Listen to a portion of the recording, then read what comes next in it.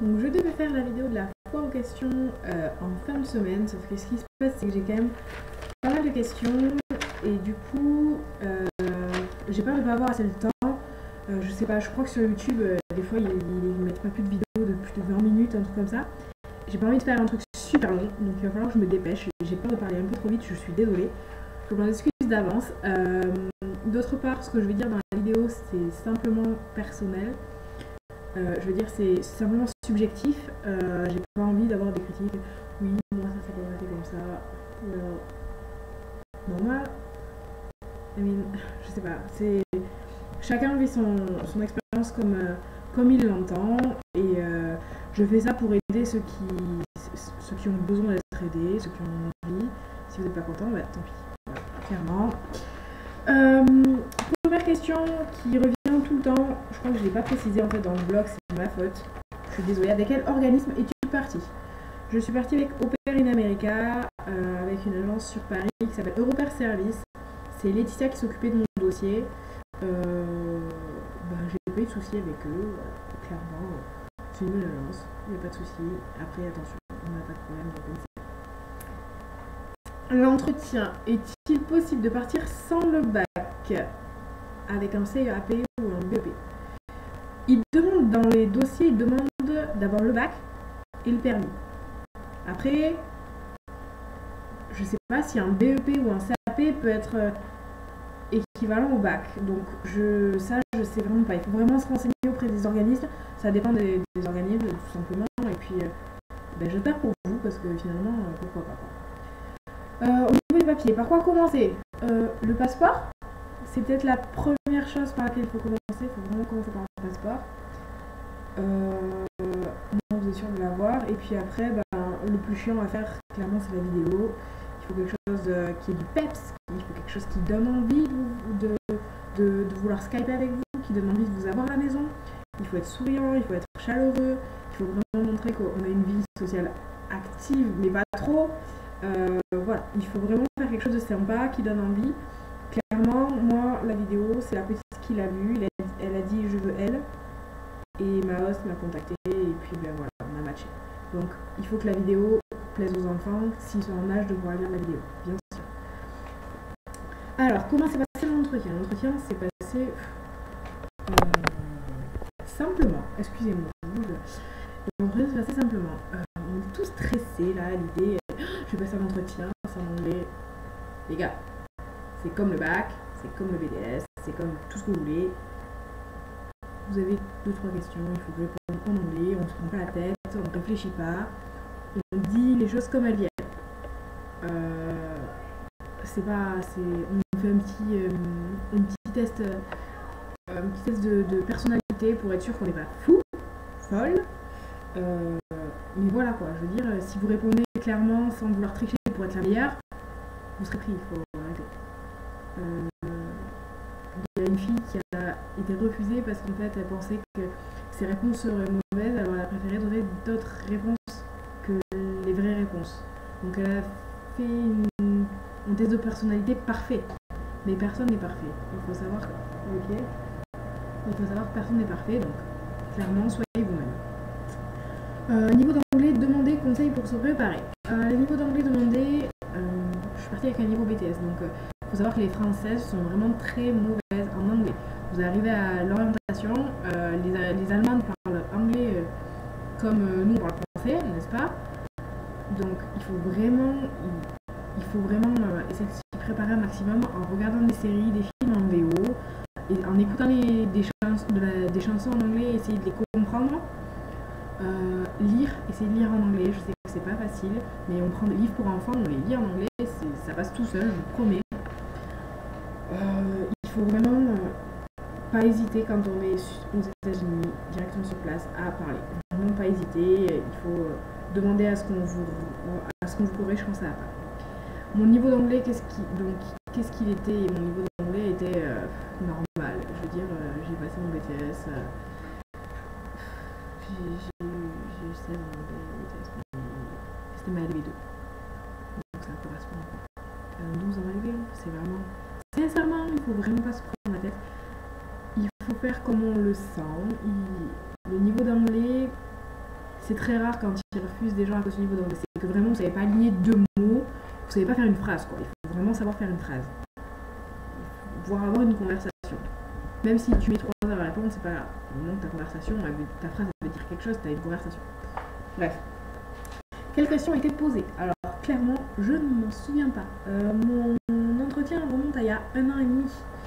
Donc, les questions qui m'ont été posées, c'est le jour de réaction que j'aurai avec les enfants dans telle ou telle condition. Il faut vraiment... C'est facile, c'est vraiment... On se prend toute la tête à se dire oh, j'ai un entretien, Non, non, c'est bon, c'est un entretien... c'est vraiment... C'est moins pire qu'un travail. C'est...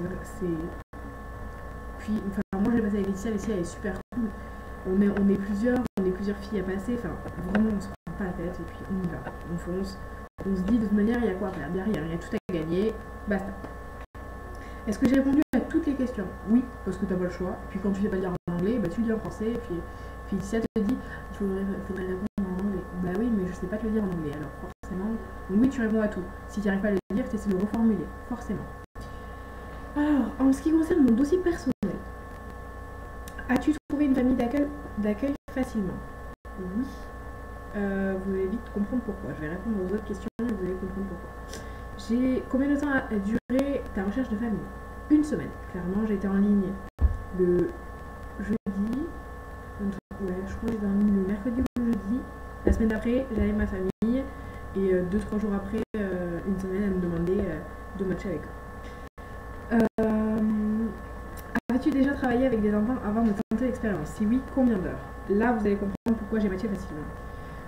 Je suis éducatrice de rugby depuis que j'ai l'âge de 16 ans. J'en ai 24. Donc ça fait un petit moment. Je fais du babysitting en dehors de ça. Et sur mes 3 dernières années, j'avais 1200 heures de garde d'enfants en actif. Ce qui est quand même énorme. J'aurais pu en avoir plus, mais j'ai pas voulu en mettre trop parce que les gens vont penser aussi que c'est faux. Sauf que c'est totalement vrai. Donc 1200 heures de garde d'enfants en actif, entre les entraînements de rugby, les babysitting à côté, voilà. As-tu rencontré des difficultés avant de partir et il faut que ça? Clairement non. On fait le dossier, on fait le visa et puis basta. Je veux dire, une fois que vos papiers sont tout en règle, tout bien fait comme il faut, il n'y a pas de problème. Il n'y a vraiment pas de souci pour que vous soyez accepté sur le sol américain. Combien de temps y a-t-il eu entre ton inscription et ton départ? Alors, j'avais décidé de partir en janvier. Ce que j'ai fait, je me suis inscrite en juillet, genre 6 mois avant, en me disant, ok, je veux partir en janvier, il faut que je fasse quelque chose, donc janvier. Je me suis inscrite en janvier. Mon dossier, j'ai mis 1 mois à le faire, comme ça, parce qu'il y avait le boulot à côté. Donc j'ai pris mon temps. Mon dossier était fait en octobre. Il était en ligne en octobre. Le plus long qui a été, ça a été la vidéo. Bref. C'était en ligne, ouais, c'est ça, c'était en ligne en octobre. J'ai matché mi-octobre avec ma famille. Donc il me restait 3 mois à attendre avant de partir. Donc j'ai matché très vite. Mon dossier a été très rapide. Mais parce que je sais que j'avais de bonnes références. D'ailleurs, combien de références avais-tu? J'en avais 3. J'avais 2 des babysitting que je faisais, plus le président de l'école de rugby, qui est en l'occurrence mon père. On s'en fout. Mais bon, c'était forcément plus simple. Si vous avez gardé les enfants et que vous n'avez pas les références, je vous conseille de reprendre contact et de dire voilà, j'ai besoin que vous me signiez des papiers. Et puis les gens en général ils sont pas chiants, ils prennent 3 minutes pour vous signer des papiers. Alors l'agence Open America, comment sont passés les échanges avec l'organisme? Es-tu bien encadré? Alors c'est ce qu'on disait avec des amis, c'est que quand on n'a pas de problème avec les agences, il n'y a pas de souci. On se sent bien encadré, ma conseillère elle est top, enfin il n'y a pas de problème. Dès qu'il y a des soucis, forcément, de suite, ça coince un peu. Après, bon,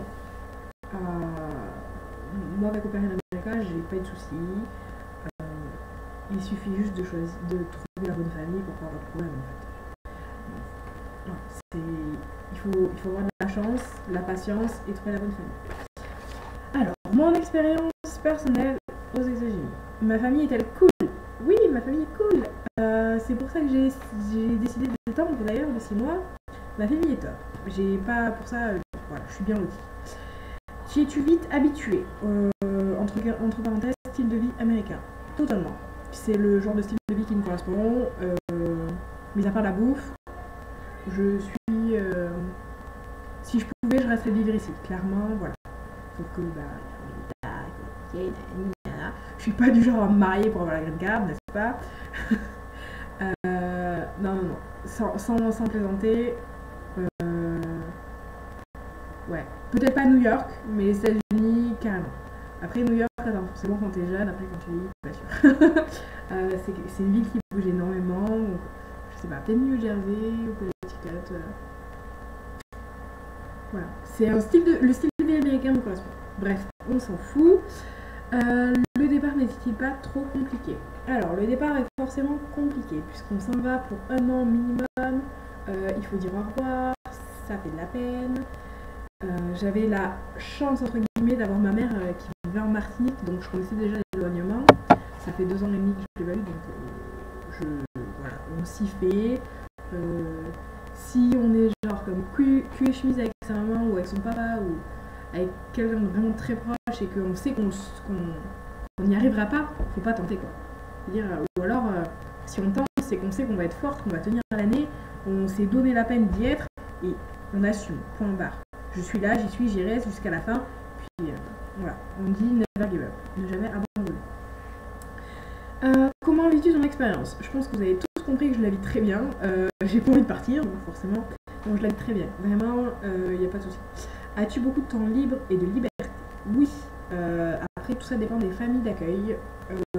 Les miennes sont top, donc ils me laissent, je me sens vraiment libre. J'ai l'impression d'avoir mon propre appart en fait, de vivre avec eux de temps en temps, et puis ils sont jamais là le week-end. Enfin, j'ai vraiment énormément de liberté. Mais tout ça n'est pas dans toutes les familles. Attention, posez bien les questions quand vous passez les Skype et tout ça. C'est vraiment important de savoir. As-tu beaucoup de responsabilités? Alors, cette question, ça m'a paru un peu... bon, pourquoi pas. Je pars sur le principe où on prend soin d'enfants, on vit avec eux, on est clairement responsable des enfants, donc oui, forcément, on a une responsabilité. On a la responsabilité d'une vie entre les mains. Même si les miens sont grands, quand je vois des copines à moi qui ont des bébés, elles ont la responsabilité d'un bébé. Enfin, on a forcément beaucoup de responsabilités. Il faut réussir à assumer, on est des petites mamans, si vous voulez, c'est ça, on est des petites mamans. Je pense que j'y réfléchirai 2 fois avant de faire des gosses, mais on est des petites mamans. Donc, responsabilité d'une maman, c'est même que celle d'une fille au père. Sauf que de temps en temps, on est quand même soulagé par les vrais parents. Est-ce que la famille te fait découvrir voyager? Oui, j'ai la chance d'avoir une famille qui est très aisée. Du coup, ils nous font aller à la maison de campagne, ils me font aller à la maison de Californie, ils m'emmènent avec eux. Après, c'est pas une obligation. Ils le font parce qu'ils en ont envie. Il y a des familles qui partent en voyage et qui ne prennent pas les filles au père. Voilà, vraiment, ça dépend vraiment des familles. Comme je le dis depuis le début. As-tu cours? Oui, j'ai cours. J'ai eu des cours d'anglais. J'ai des cours d'anglais à Columbia University. Je crois que c'était en mai, un truc comme ça, je sais plus. Ouais, mai, juin.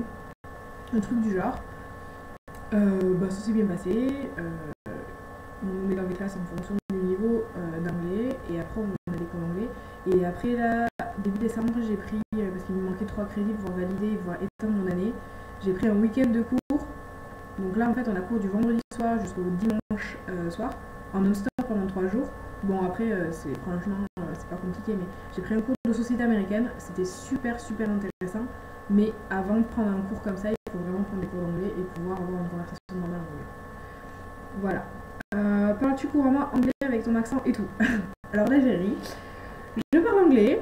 Mon accent, j'ai pas l'accent très français, j'ai pas l'accent très américain non plus. Je suis entre les deux. Tant que je me fais comprendre, ça va. Ouais, non, ça va. Sincèrement, oui, je parle couramment anglais. J'ai des conversations avec des Espagnols, des Anglaises, des Allemandes, des Finlandaises. Vraiment, je m'en sors très bien. Je parle avec mes j'ai une conversation normale. Comme je suis en train de vous parler là. Pas aussi vite, parce que je sais que je parle très vite en français. Bref, on s'en fout. Je parle couramment anglais, avec un vocabulaire limité forcément. De temps en temps, je demande de répéter, c'est normal. Mais voilà, je m'en sors. Comment envisages-tu de passer ton 13e mois? Alors, je finis mon année et demie en juillet. Je suis pas sûre de pouvoir faire mon 13e mois en entier parce que c'est vraiment compliqué, c'est cher. Mes hosts m'accueilleront avec plaisir, mais j'ai pas envie de leur en demander trop, ils me donnent déjà énormément. Donc je verrai bien, je vais voyager, je pense une semaine ou deux, et puis je rentrerai, je verrai, j'y suis pas encore. J'ai le temps d'y réfléchir, enfin le temps, c'est facile à dire. Donc j'ai le temps de réfléchir à peu près. Et on fait attention, et puis voilà. Alors j'ai eu le je rêve d'être au pair à New York City. Ok, stop. Le fait est que si vous voulez être au pair, ne choisissez pas la famille en fonction de la ville. J'ai choisi ma famille parce que on avait des atomes crochus avec des enfants, niveau d'éducation, vraiment au niveau de tout. Quand j'ai choisi ma famille, je savais qu'ils étaient dans l'état de New York, je ne savais pas qu'ils étaient à Manhattan, vraiment. Donc choisissez votre famille pour la famille et pas pour la place, surtout pas parce que vous risquez les rematchs. Vas-tu continuer tes études en rentrant? Oui, en rentrant, je vais passer un concours d'éducateur jeunes enfants. C'est un concours qui est assez compliqué, donc je croise les doigts pour pouvoir l'avoir. C'est être un peu... Mais bon, ma soeur m'a envoyé un petit livre pour voir le bûcher, donc je m'y suis mise. Quelle est la meilleure période pour prendre les 2 semaines de vacances? Clairement, il n'y a pas de meilleure période, ça dépend où tu vas aller. Et quand tes copines sont en vacances, pars avec tes copines, c'est vraiment le truc à faire. Tu pars en road trip, nous on l'a fait, tu loues une voiture, tu dors dans des motels vraiment à l'américaine, c'est vraiment le top. Mais il faut partir en même temps que tes copines, dans un endroit où si tu vas aller au soleil, bah, tu pars là où il fait chaud, et si tu vas aller là où il fait froid, bah, tu vas aller où il fait froid, genre Chicago ou Seattle. J'en étais où? Quelles sont les compagnies US genre EasyJet? Alors nous on utilise kayak.com et booking.com. C'est les moins chers qu'on ait trouvé. Voilà. En étant loin des grandes villes, crois-tu qu'il y ait des opéras et counselors autour? Clairement, il est obligé d'y avoir une counselor dans la zone. J'ai une copine qui était en rematch, qui avait trouvé une famille par elle-même, qui n'était pas inscrite dans son agence. Elle a voulu la faire s'inscrire dans son agence et la famille n'a pas été acceptée parce que justement ils étaient trop loin de la première counselor aux alentours. Donc clairement, là où il y a une au pair, il y a une counselor, là où il y a une counselor, il y a des au pairs. Pas de souci pour ça. Même si c'est loin de la ville, à 3 heures de la ville, comme tu m'as mis sur ton message. Est-ce que la bourse scolaire permet de prendre des cours toute l'année? Non. Et puis sincèrement, quand t'as fini de bosser, t'as pas forcément envie d'aller en cours. Je te promets que, allez, 1 mois, 2 mois de cours, t'en as assez pour un an, quoi. Entre le boulot et les cours, t'es fatigué. Vraiment, surtout si t'as des enfants en bas âge, t'as pas envie. Vraiment, voilà. Un an, c'est 500 $, non, c'est rien. La vie américaine est très très chère. Est-il possible de garder l'iPhone français? Oui, s'il est débloqué. Et fais attention parce que si le forfait que tes hosts ont donné dans leur petit téléphone pourri n'est pas un forfait internet, tu risques de l'avoir mauvaise parce que tu vas pas pouvoir aller sur internet, ça ne te servira à rien, donc fais attention. As-tu acheté du matériel type MacBook? Non, j'ai acheté un ordinateur simple parce que niveau financier, sinon je peux pas voyager et ma principale envie c'est de voyager ici, profiter. Donc j'ai acheté un ordi simple, il faut faire attention aux prises. Après, je vais acheter un MacBook plus tard. Je commanderai aux États-Unis clairement parce que ce sera moins cher. Donc oui, faire juste attention. Quel conseil? Ce sera la dernière question. Alors les conseils que je peux donner, je sais pas, c'est assez compliqué parce qu'on dit chacune les choses différemment. J'ai été quelqu'un qui, malgré les apparences, n'aimait pas parler. Du genre un peu timide, surtout avec l'anglais et tout ça. Sincèrement, on s'en fout. On parle. Parler. Quand ça va pas, dites-le. Parce que les gens, ils peuvent pas deviner. Les Américains sont pas du genre à demander 10 fois si ça va. Ils demandent une fois ça va, tu dis oui, tant mieux pour toi, tu dis non. Dans ce cas-là, voilà. Si tu dis oui et que ça va pas, dommage, ils reposeront pas la question. Donc voilà. Dès qu'il y a quelque chose qui va pas, il faut le dire. Il faut oser, il faut le dire, voilà. Sinon, je crois que j'ai fini. Si jamais j'ai d'autres questions d'ici là, n'hésitez pas. Moi, je vais vite couper parce que ça fait quand même 19 minutes 30. J'espère que ça vous a aidé. Et puis, laissez-moi savoir si vous avez d'autres questions. Moi, j'essaierai d'y répondre le plus rapidement possible.